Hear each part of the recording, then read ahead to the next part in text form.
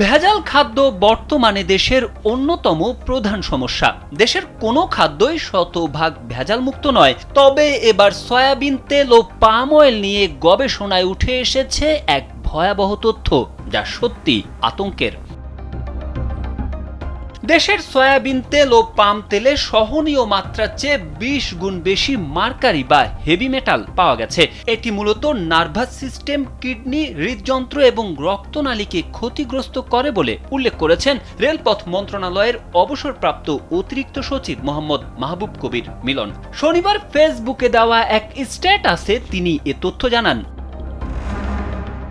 মাহবুব কবির মিলন তার স্ট্যাটাসে লিখেন, আমাদের সকল সয়াবিন আর পাম খাদ্য তেলে সহনীয় মাত্রার চেয়ে 20 গুণ বেশি মার্কারি পাওয়া গেছে। মার্কারি আমাদের নার্ভাস সিস্টেম, কিডনি এবং হৃদযন্ত্র ও রক্তনালীকে ধ্বংস করে দেয়। সারা বাংলাদেশ থেকে 1521টি সয়াবিন ও পাম তেলের নমুনা স্যাম্পল নিয়ে এই পরীক্ষা করা হয় কয়েক বছর আগে।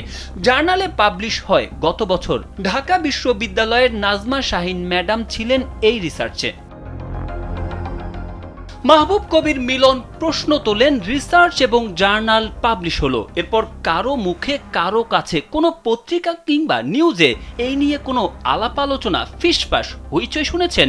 কোনো নড়াচড়া বিএসটিআই কিংবা ফুড সেফটি অথরিটি কিংবা সরকার কি কোনো ব্যবস্থা নিয়েছে? আরও ব্যাপকভাবে পরীক্ষা নিরীক্ষা করেছে? করেনি। কারণ ব্যবসায়ী সংগঠন, মানুষ মরুক, ব্যবসা হোক, সরকারি কর্মকর্তাদের পকেট ভারী হোক, পত্রপত্রিকার কামাই হোক, রিসার্চ হবে, পিএইচডি হবে, পাবলিশ হবে, কিন্তু খবরদার আবাল জনগণ যেন জানতে না পারে। আবালরা তো শুধু ভোট দেবে।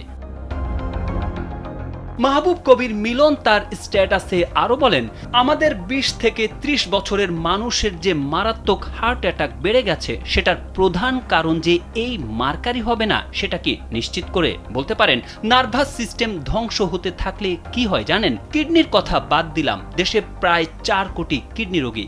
এই জার্নালের কথা আজ জানালাম মাত্র। তারেক আহমেদ, কালবেলা।